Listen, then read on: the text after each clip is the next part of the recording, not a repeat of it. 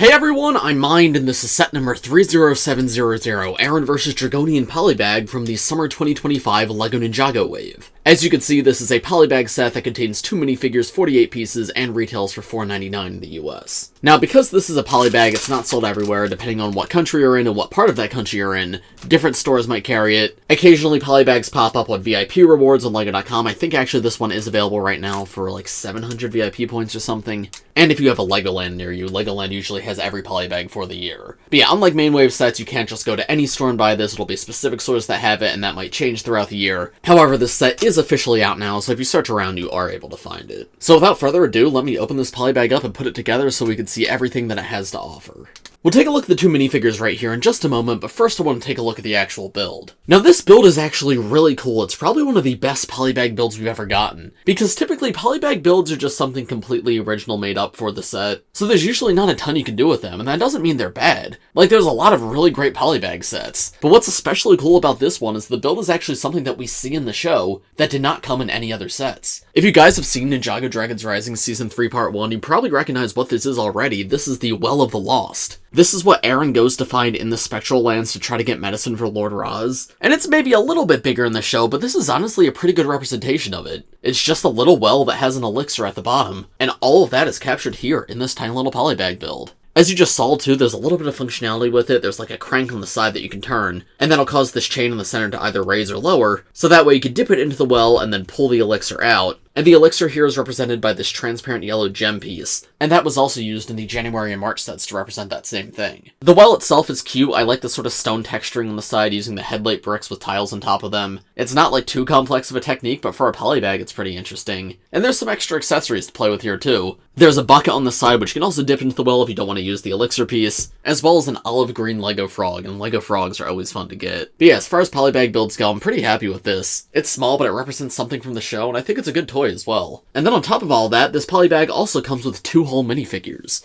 Now this is something that Ninjago's been doing since Dragons Rising. We had some 2 minifigure Polybags in the past as well, but before Dragons Rising it felt like they were taking a break from that. But yeah, the first year we had Kai versus Rapton, second year we had Cole versus a Wolfmask Warrior, and this time around we have Arin versus the Spectral Dragonian. Now 2 minifigure Polybags in general I think are a great value, like no matter what the minifigures are. If you consider that this entire set is the same price as one collectible minifigure, you're getting a really good value here. I will say, of the 3 Dragons Rising Polybags that have had minifigures, in terms of actual minifigure selection, this one is definitely the weakest. And that's just because both of the minifigures in this set are not the complete versions of the minifigures. Well, that was not the case previously. I guess technically the Wolfmask Warrior last year was not fully complete, but all he was missing was his armor piece, and he didn't necessarily need that to feel like a proper Wolfmask Warrior. These 2 are both missing somewhat significant elements of their designs that they have in the other sets that they come in. Starting with the Dragonian, it's one of the Spectral Dragonians, and these guys are super cool in general. I love the transparent light blue on the arms and the legs. It looks amazing, especially with the red printing on top of the trans light blue. It has such a cool effect that I don't know if I've ever seen on any other like LEGO minifigure in general. Them leaning into the transparency so hard was such a great idea this wave, and I do love all of these guys. Then he's got this sort of like toothpaste blue torso like they all have, with this like Thunderfang symbol in the center. And then the face print is like this screaming spectral face because they're ghosts now, and they've got this Thunderfang symbol in the back of their head. The interesting thing about this guy though is he does not have his armor piece and he does not have his helmet, and every single other Spectral Dragonian has those things. Instead, they just gave him a mohawk hairpiece, which is something that some of the normal Dragonians had earlier this year. And I'm not against the idea of getting a Spectral Dragonian without the full armor piece, but I do think the color of the hair feels very out of place here. I mean, he's entirely ghostly now, right? His body turned from red to this light blue. I just feel like the hairpiece still being dark tan feels very out of place. Now, I get that this is a Polybag, and it's an amazing value. Like, don't get me wrong, $5 for 2 minifigures is always an amazing value, so I don't expect a new part here. But for this guy to properly feel like a new variation, I think recoloring that hairpiece would have been perfect. I think it exists in regular blue. I think that would have worked fine here. It also exists in red, I think, which is already a color that's used on the hands. But yeah, red, regular blue, dark blue, or even like this lighter blue. Just something to make the color scheme match a little bit better. I don't know, the dark tan hairpiece isn't the end of the world, like he still looks fine. But he certainly does not feel as cool as the Spectral Dragonians that come in other sets.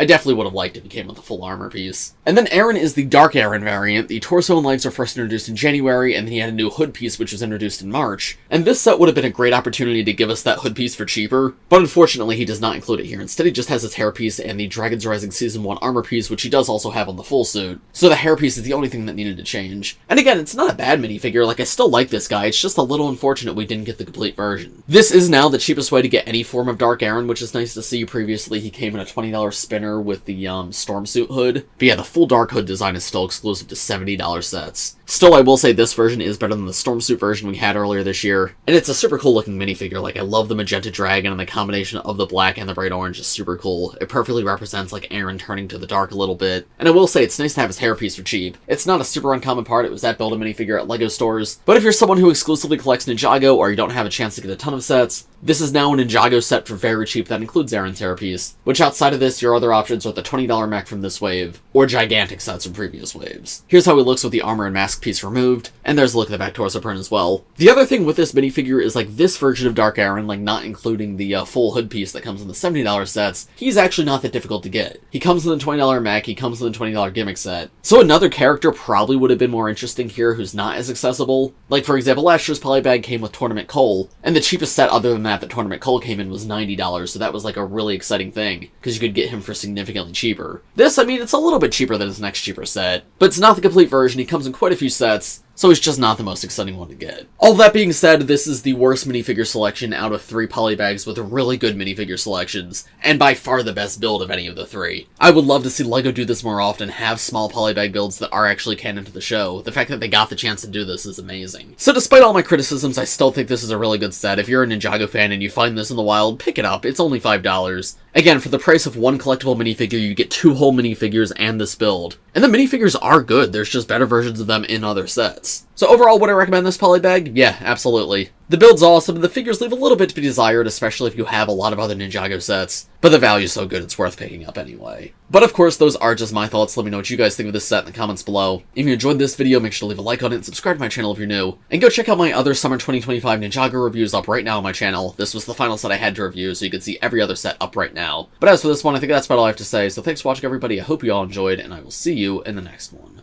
Bye!